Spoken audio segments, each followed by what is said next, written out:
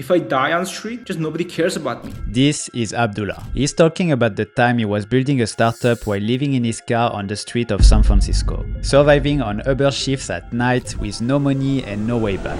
And this is him now, posing in Times Square with Roy Lee as he just became the CEO of a multi-million-dollar startup interview coder. But getting here nearly cost him everything. Born Uyghur in China, he risked concentration camp just to learn how to code on YouTube. If you got caught using VPN, your life is done. And also maybe your parents until 3 generations. And it paid off. At 19, he landed a job at TikTok. TikTok's culture is, as long as you work really hard, we will slap your face with money. We will make you extremely rich, richer than most of the CEOs. But he knew the truth. In China, he will always have a ceiling. And as a Uyghur, he could disappear at any moment. So he bribed officials for a passport, took a one-way flight ticket to America, and gave himself 4 years to make it or literally die trying. If I just lose, if I just fail, I might end up on the street. So if you think that building a startup is hard, wait until you hear Abdullah's story. So Abdullah, you said the most risk-taking and rewarding thing you've ever done is to break the law and risk 10 years of concentration camp to learn how to code. Can you explain that? Oh my God, your first question is tough. I'll say I guess in China everything is banned, YouTube, Twitter, everything is they have their own social media. And then I guess I don't know whether the people know, but Uyghur, Tibet, all kind of issues that if you're a Uyghur, let's say if you got caught using VPN, it's your life is done. And also maybe your parents, your family, until 3 generations, it's very big issue. But I learned the English. I really I really like America. I know there's something bigger is going on. Just than the Chinese, just than this little thing other than this stuff. And then the very first day in the university, there's their teacher just called everyone in a very big room saying a lot of things we cannot do. There's one, two, three, and then the very the biggest thing they said is you should never touch VPN, this kind of stuff. And that's my first time hearing this thing called VPN. And then I just use my another Chinese friend, which is for them the censorship is a little bit lesser. For us, Uyghurs minority, we are different religion, we have religion, they don't have, they don't have religion. And then they are their own ethnic group, we are a minority, for them it's a little bit easier. I just use one of the guys under his name, paying his crypto, using sign up with Proton email, and then I just opened the YouTube for the first time in my whole life. It's mind blowing. So also you cannot use Google search as well in China. So being able to use VPN and get access to let's say Google search and the YouTube, all kind of stuff is at the time for me extremely blessing. I asked you this question and I know it's a tough first question, but I think for me it's what shocked me is that you need a lot of courage to do that, because it's not allowed, you're breaking the law, but that there is a reward behind that and you go for it. Where did this courage come from? How'd say, I don't know, but how'd say, I always feel there's something way bigger things waiting for me, or in my inner heart, I feel I can always do the thing wow. And then another thing is uh, I am godful person. I'm Muslim, and then I feel for any religion, if you're godful person, you will believe that there's something way more bigger than the mission, way more bigger than current situation. You should not be restricted by another human being, your freedom, or the basic stuff, basic human values. You should not be restricted. Yeah, I understand that, and I think that's really brave of you to do that. Was it was it worth it? uh like another thing is like another thing like the way I did is like also like was very cautious. Let's say I never comment and like I never engage with anything. I use like proton emails. I use like let's say like pay with crypto if like I have to pay for script pay for the like VPN, and then I like use another device, like you mostly use the Mozilla browser, so everything like very anonymous. So I did that. I did all the things that's necessary, and then at some point, like I feel like you have to take some risk, you know. If I didn't take risk, I know my friends like they are like learning coding from like Baidu search, which is like 10 times, 100 times worse, and then also like from the Chinese textbooks, which is like translation of the like 20 years like before then like it's very like old textbooks, and then it's just like everything like very limited. I don't want that It like You say that learning on YouTube how to code put you light years ahead of your peers. Like the people yeah, around you were definitely, like way way way behind you. definitely, definitely. Can you explain me why? Like what is the difference? You just said like the difference, but go deeper into that. Like what did you learn that was totally different than what your colleagues were learning? Like uh how to say like I went to like I went to like I went I feel like I went to a good school, but still the professors just read the PPT for us, you know. I remember very clearly, and most of the time I just cannot understand anything. Just like they have like 200 pages, like 300 pages like PPT, and the very first semester they taught the C language. I at that time oh my god, I feel like just like so hard for me. I realized so hard for me. But when I got back to the dorm room, I just opened my YouTube. There are a lot of Indian guys. I love Indian guys for merely that reason. Just put like so many like coding tutorials on there, like which is like very nice, very like easy to understand. Yeah, I feel like they are the ones like who saved me like from my like quitting the programming. So this brought you to um, get hired by TikTok a few years later.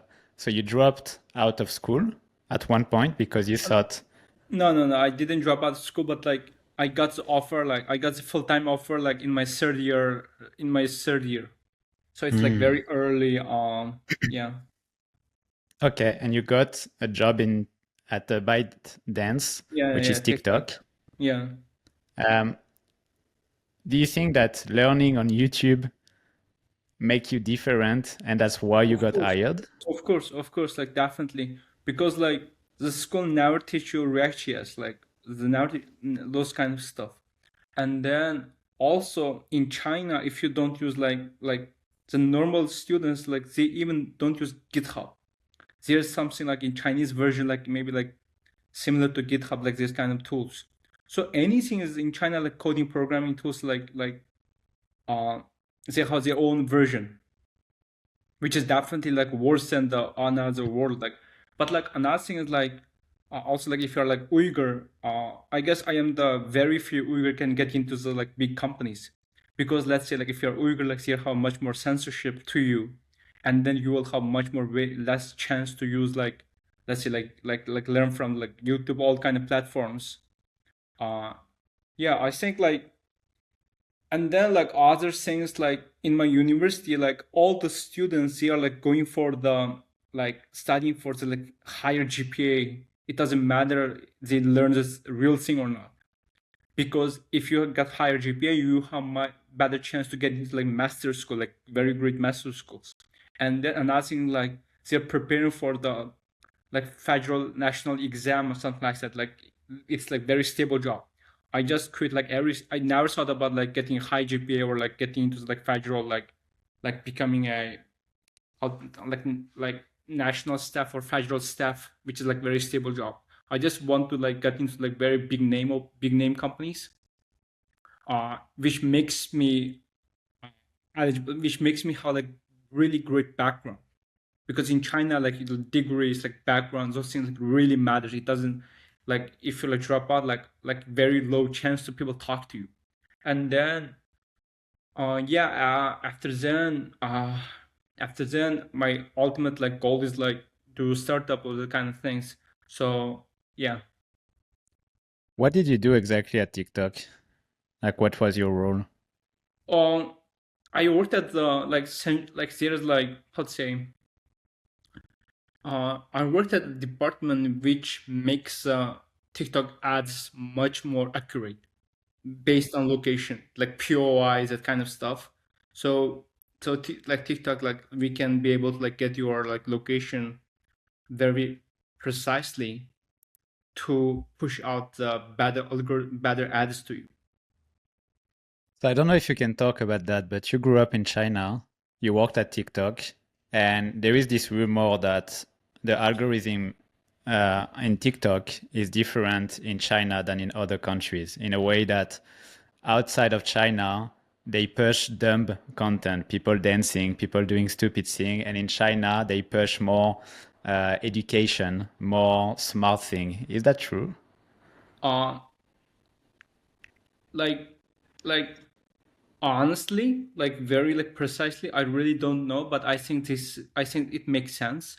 But another thing is like how to say what America doing is like right, like they should ban TikTok, those other stuff, those kind of stuff. And then a lot of things is going on actually, like uh let's say every like private Chinese company, they have like one department which is like from Communist Party to make them to do the things that the Communist Party wants. It's not there's no private company in China, technically speaking. Okay. So what is your answer on that? Yes or no? uh I think it makes sense, but I have never done that kind of like experiment, and I'm like so as a like programmer, as an engineer, I cannot say that, but it really makes sense. I think it, yeah, I think that's what is going on. Interesting. Um, you left actually TikTok. You worked there for a few years, I think. You 1.5 left it years. 5 years. You left 1.5.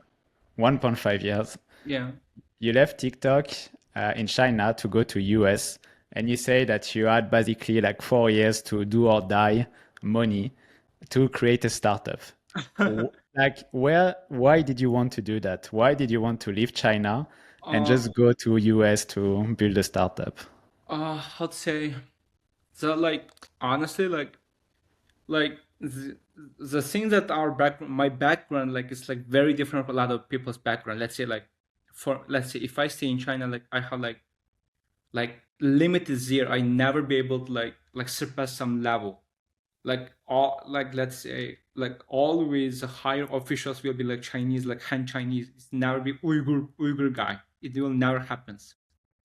And then I might have chance of like being disappeared at any moment.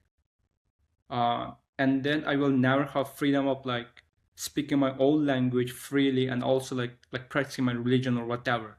So I just have to be the same as like Han Chinese, speaks Chinese really well, Mandarin, and then like forget about my own identity, just be like them. And I don't want it. And then I want to be a place like limitless. And the only place I can think of is United States. I came to the United States. At that time I was like 26 years old. And then for us, like getting out of like coming to United States is extremely hard. Getting a passport is extremely hard. I bribe, like spend so much money, like connection, all kind of stuff to get my passport. Came to the United States. I really don't want to do ordinary things when I came to the United States with that much hardship. Let's say if I go to like find 9 to 5 job, to be honest with you, I will never be happy. I will never be satisfied, because among 1 million Uyghurs, like there's one Uyghur can be able to come to the United States. And then at the time I was like 26 years old. So I just told myself, okay, like for 4 years right now, I really want to try something, doing like startup, that kind of stuff. And then if I cannot do startups, I cannot success, cannot be like, cannot do something within 4 years, I think I can never be able to do it. And then at that time, I will go to university or like go to the military, American military or something. That's kind of like something I told myself. Your description on your bio on X is Uyghur, Yeah, CEO, interview coder, destroying leak code. yeah. Um, Uyghur is like a big part of your identity and you're proud of it. And you just say that you wanted to keep that and not become 100% Chinese and learn Mandarin. How do you feel now being in US? Can you speak openly? Can you be 100% yourself? Yeah, like America is a free place, and then another thing is like, yeah, and then and the most like, how to say uh like if I have more power, I can be like much more become myself, like with like much more fear, with much less fear. Yeah. Again, what you did was like a lot of courage, and you also have like big goals and you want big things for yourself in your life. You say that this came from your religion, but is it also from your education? Like, is it something that you got since you're young that people around you told you that you have to achieve big things? Or is it something that you built yourself? Oh, I think it's like a lot of like very small things like happens to you, and then uh, let's say, I just feel like I just feel like let's say like a lot of things just how to say, if I like really like the world, the universe, like appreciate the courage, like rewards courage. Let's say the Jack Paul today, like he lost yesterday, he lost the game, and then like, to be honest, like a lot of people like respect him. It doesn't matter how bad he punched, because that another guy is like way bigger, and then like Jack Paul is not like professional fighter. I think I don't know that much. I guess he came from like media background, like YouTube, all kind of thing. But people like him, people respect him. It doesn't matter. And also Andrew Tate, that guy is like didn't fight for 10 years, and he also fight yesterday. I guess the day before yesterday, like 40 years old. So what time is like, I feel like especially let's say like if you're a man, if you're a man, if you're a person, if you're like a human being, like the world, the universe, like uh reward the courage, reward the scar on your face. I feel like you I should think have a it, story. I think it does. And you're a good example of that because now you just became the CEO of Interview Coder. Can you explain a little bit more like how it happened, how you met Roy, and why did you become CEO? Or like or like I was like, how to say, like the even before I was CEO, like I was doing a bunch of stuff. I was doing a bunch of like consumer apps, like all kind of stuff. I was doing my own stuff, and then yeah, met Roy like in the very beginning, and then we talked really well. We know each other, what each other is doing, and then just Roy like suddenly like he just like blew up. Like he like within like 6 months, everything happened. Like he from like he came to SF, and then raised after the interview that he raised huge amount of money, like from in the beginning 5.3 million, after then 15 million, and then like it's like very short period of time, and then we know each other, and then we just have some agreement to like talk over the intercoder. So intercoder, there's like intercoder became Cluely, like there's one like became Cluely, and then Cluely became right now it's a note taking app. And then for intercoder right now I'm taking it to another direction. Hopefully it can become something bigger. We are working on it.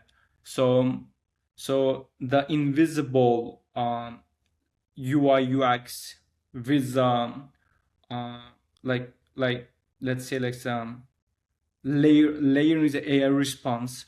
I feel like this UI UX has huge potential. I think we can do way bigger things with it. So we'll go back to Interview Coder later, but first I want you to like go back to when you arrived in the US. You went to San Francisco straight away? Uh, in the first 6 months, I just traveled around the whole US because I don't know where to stay. I don't know what to do. And then I just got a like random like email like kind of confirmation email from Forza's build space. Like in the beginning, I just like from the first day, first week I can say. I was just building stuff. The first application I built was the AI keyboard, the a mobile app. Just makes your like keyboard like much more like smart. And then let's say like translate, as long as you select one text on the screen, it will translate. And then will like kind of like, I guess you saw it, like that kind of app. It was like 2023 April. And then along that time I was just like going to different places because I don't know where to stay and like what to do. uh Along the time I applied to build space and I got like one confirmation email from like build space. At the time I was in Boston. Then I came to the SF. I realized this is a place to be. And then I went back to Boston with flight, and then and then with another friend we drove 3,300 miles from Boston to came to the SF. So I came to like October 2023 with like only one goal, like build something here in SF belong to us. Yeah. And how did you network? Like, did you know anyone when you arrived in US, or did you just like go to events to meet people? Like, how did you do that? I'm asking this question for someone, for example, who dream about going to US and San Francisco and build a startup or becoming a CEO. How did you do that? How did you meet people and make a place Um, for yourself? um, like when I first came to US, I just only know one person, one of my friend, but like other than that, I don't know anyone. But like if anybody come to SF, San Francisco is like very like welcoming city. Like any random events, any random places, like as long as uh like that person is doing something, like all these people it talks to. So so so I feel like San Francisco, the culture is like everyone is building, everyone is doing something, everyone wants to help each other, and everyone like inspires each other. That kind of culture. So anyone like very welcome, very like can do something in the SF. And you tried to build your own startup. You even got seed investment from a famous CFO. Why didn't it work, you think? Like it's not like it didn't work. It worked. But the thing is, in the end, like I just left everything. Like I have so many things here. I have like some like kind of like a little bit like successful companies running, and also like some relationship, all kind of stuff. But I had if I want to come to US, I had to leave everything. It's like it's like because I got the passport at that time. If I didn't use that passport to get out, there might be chance like that passport is gone. Like let's say they hold my passport because they took a lot of people's passport, a lot of stuff. So you built first in China then? Yeah, yeah, yeah. Okay. And what was the difference between building in China and building in US? Oh, it's like very different. It's like hugely different. Like in China, it's like mostly like kind of like domestic, right? Like and then also not also I feel like getting funding is extremely like isn't I feel like it's not that much easy, but in America it's like day one is global, and then a lot of like funding like all the world's capital is here, and then the thing that you can do is like much more ambitious.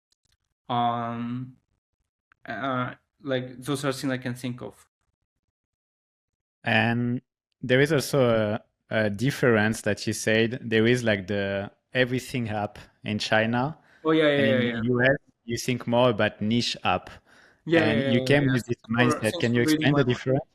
Yeah, thanks for reading my all this stuff. Yeah, yeah. I feel like in China, like everyone because like they are going for like little like kind of like one national market, one like Chinese market. So I feel like if they build anything, they like they're like going from one very small niche, and then they will build everything around it. Let's say like language learning app, they will like, let's say like one dictionary app, they'll put like language learning, and then like some uh maybe like some, just like put everything around the language learning. And then like America, let's say, because you have to go global and like so many competition is here, so you have to be the best of the extremely like small niche. Even you can do that small niche really well, you have a huge chance of becoming a unicorn or like bigger company because you're serving first global. Is it what you're trying to do now with Cluely and Interview Coder? Everything um up or or like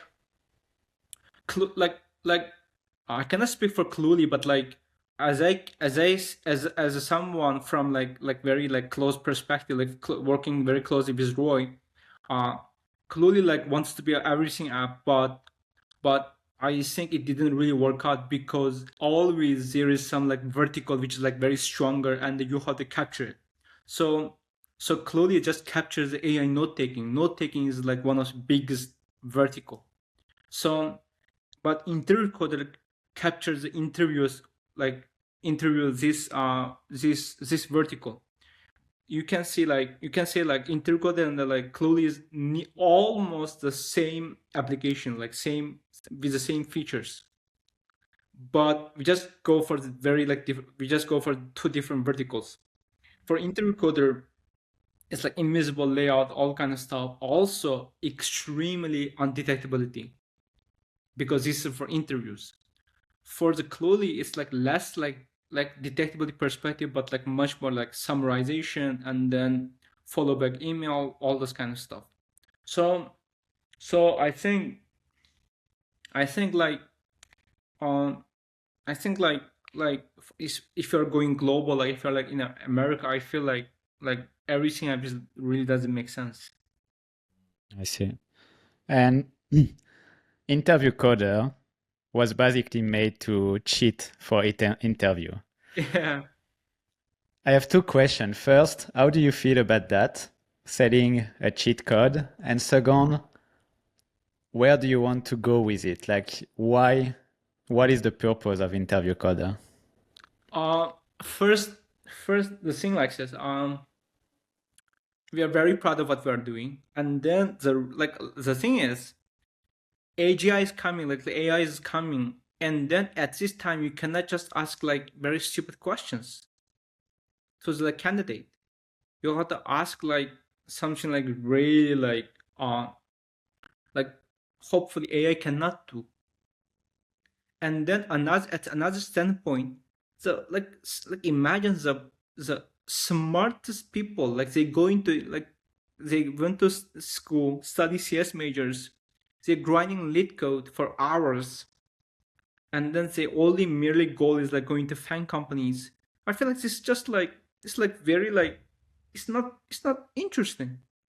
Let's imagine if you build a like random apps. It doesn't matter if it earns money or not.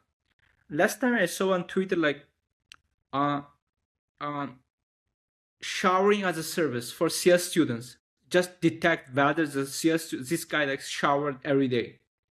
I believe that the person who built it really learns the computer vision, like API call, database, all kind of stuff. It's way better than you grind the 600 lead codes. So I believe the interview of this thing is like really broken, especially after the AI.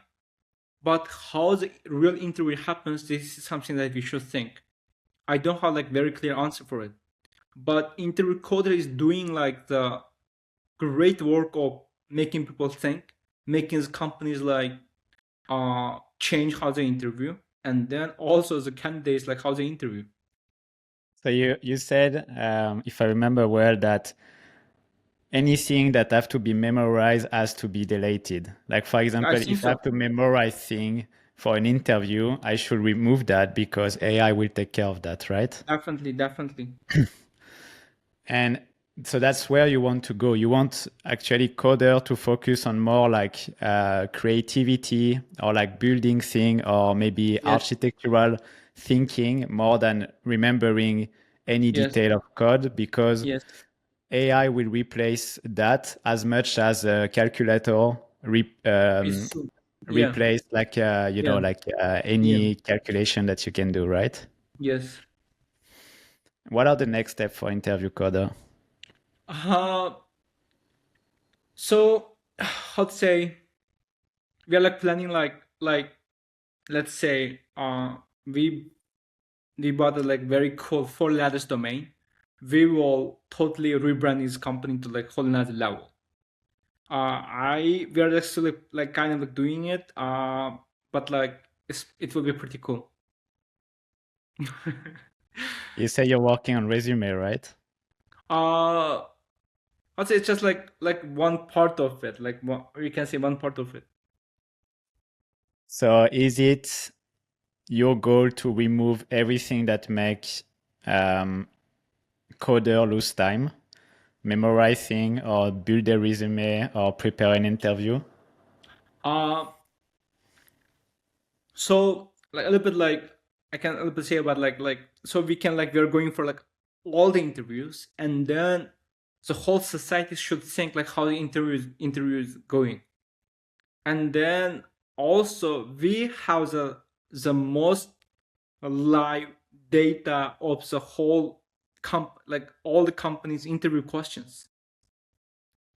Let's say we have the latest last week Google's interview question, meta interview question, because we are the only like company like during the real time, real like during the interview. So I feel like what how is like very powerful, like how we can use it. Like uh, I think I think we can do something pretty cool about it.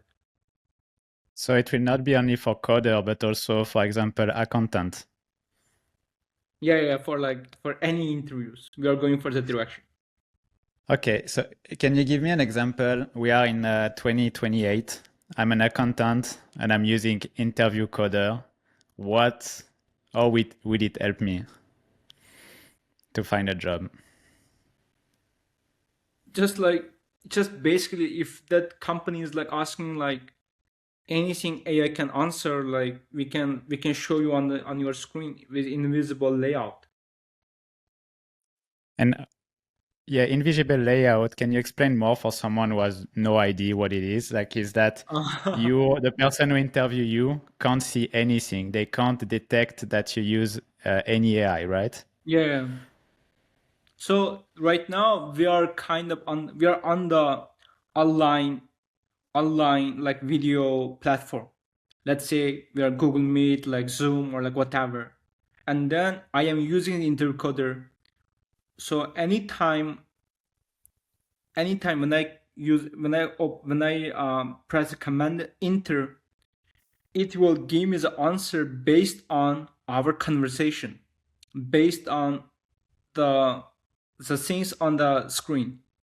So it's like it's not something that you will input like ChatGPT, like you will write down. It's like it will give you the answer like automatically based on the context you have given to us. Are you using it right now? No, no, no. Are you cheating the interview? No, no, no, Nah, no. that's really cool. I'm really excited for that. I Yeah. think I think it's an amazing idea. And your colleague said that you are the most hard worker person in the office. Where does that come from? Like who said that? I think it's one of your latest interview. Roy said that, and another of your colleague next to him. I don't Oh yeah, remember his thank you, name. thank you. Yeah. How to say like the just just 1 month, just 1.5 months ago, the whole intercode is just like only one person. I was running everything from the like coding to like marketing to the everything. It's a $1 million startup. We're like making huge amount of revenue, but like only 1%. So I had to do so many things. And then after then, um, we just like hired another like very great engineer. So right now we are 2 person. So we are extremely lean team. But like we have to do like so many things from like tax, accounting, to the marketing, to the, like engineering, all kind of stuff, customer support. Like I had to like handle at least 2 hours of email customer support every day because I have to. So you have to like work a lot. You're not even using the structure of Cluely for that. It's really like you and the other engineer taking care of everything about interview coder. It's a Cluely and Integral like totally different team. We are not even in the same office. Crazy. And how does how do you stay so productive? Like, what is your hack for that? Because if you can take care of $1 million company alone now with someone else, like, what is your trick? uh, I feel like I feel like how to say. I feel like one trick is like I use like uh until like 12 p.m. or like 1 p.m. or like 2 p.m. you just like don't open the phone, like just don't like scroll anything. I this is something I'm using like extremely like helpful. And second thing is do one thing. I feel do one thing. Let's say for intercoder, if we say like we will take over Reddit, like we will do Reddit this marketing channel this month, we just do this one thing. Before then, I tried to do everything like it just messed up. It just didn't work well. I feel like you wake up, there's only like the most important thing is like only one thing, two thing. Like for the 1 month period, you can just do one thing well. You said that in China there is the 996 and in Cluely, an interview coder is like 007. Can you explain that? And do you think is it one of the reasons why you're so productive? uh, I feel like the thing is, you just like live together, work together. Uh, so how to say, you always can see a somebody like working at like coding at 4 a.m. and also you can see somebody is like taking rest at 4 a.m. Like maybe he's playing Smash or what something, anything. So I feel like this kind of like work culture is extremely beneficial, especially if you're a startup. And also like those people doesn't have any like family or whatever. Like they're like all of them are like 20 years old, like 90 years old, very young. Uh, they just like a very like university culture. The dorm room. They just like it's like kind of like dorm room, but building is something cooler. And compared to China, like, what is the difference where you were working at TikTok, for example?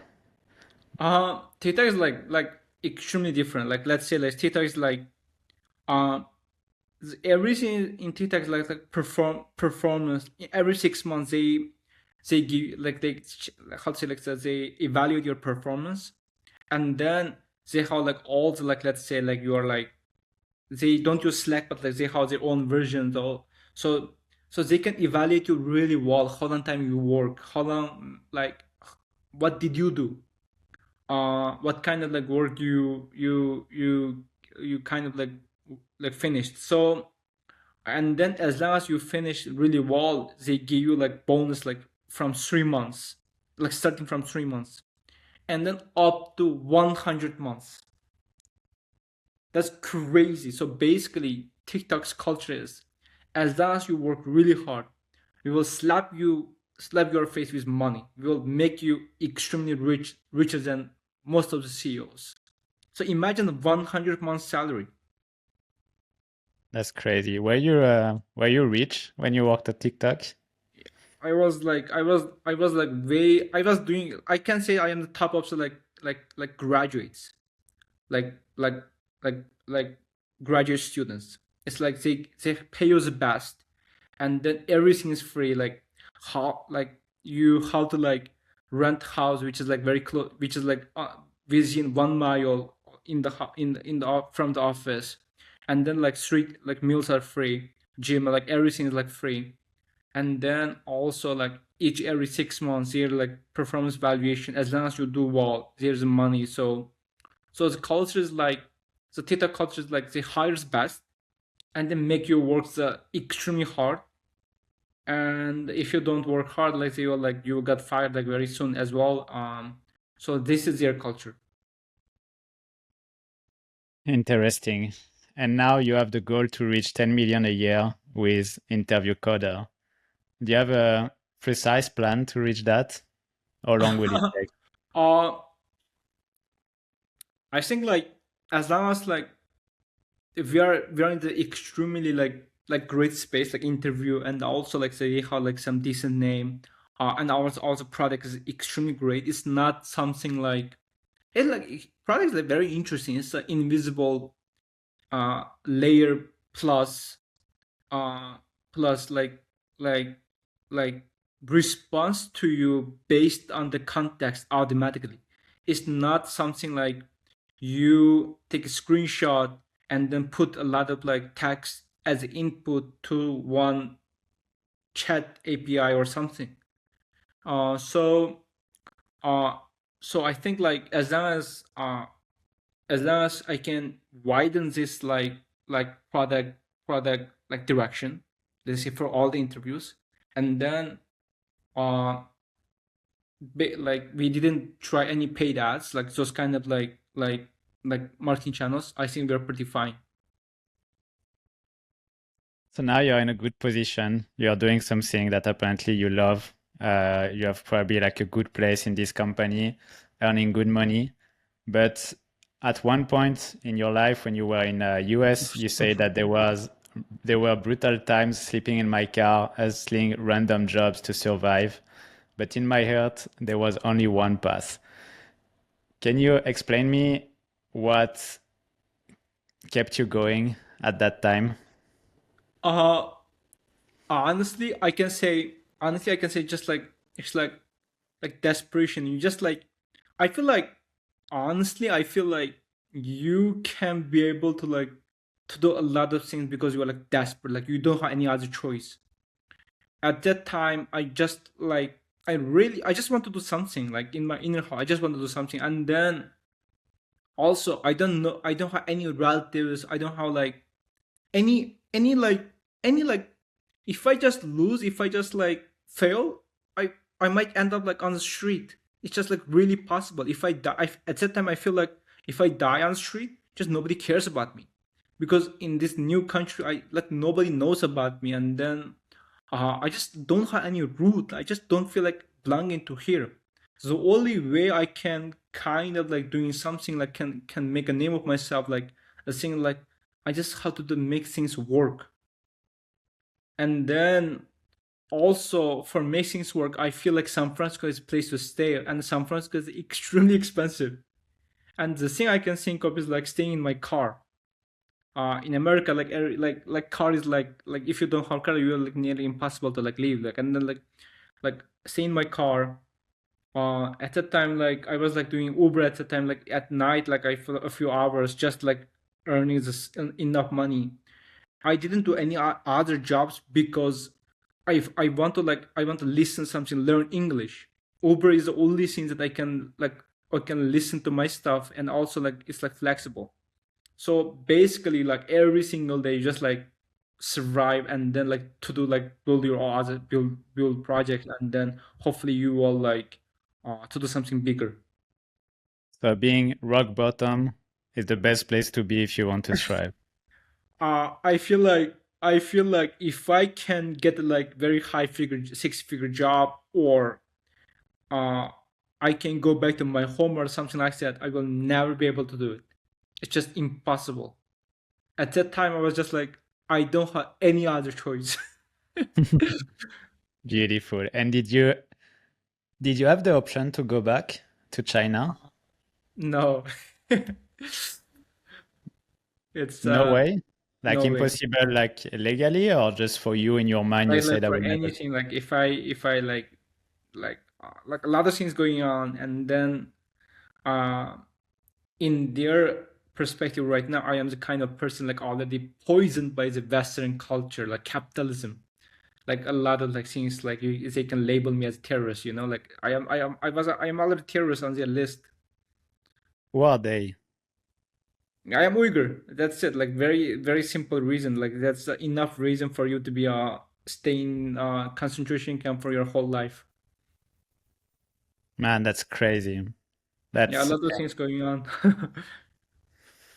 Yeah, I read about it, and I think everyone should read about it because it's pretty insane. And first of all, well, I think you can be proud of yourself for everything that you did. And second, I want to ask you, what do you think the let's say 14 years old Abdullah will think about you right now? Uh, uh, I think I never thought of like I will like in New York and then like building startup, like building company, this kind of stuff when I was in like 14 years old, like 13 years old. Uh, I feel like the life is interesting, honestly. Like I feel like you just need to keep going. Well, Abdullah, thank you very much for your time and thank you for sharing your story because I think your story is incredible. I push everyone to follow you on X. I will put the link below that. Follow And what thank you you so do on Interview Coder because I think you will reach 10 million. Nothing is impossible with everything that you did. So thank Yeah, you again. put my Twitter and Instagram like I am like pushing like I want to record more like kind of like building stuff like all those like things. I feel like those things like really like matters at least like for yourself when you go when you like think back. Oh my God, you like crazy things happened and I am here. Like it's interesting. It is, And also like thanks for your time. Like thanks for having me. of course. Well, Abdullah, have a great day. See you. Thank you so much.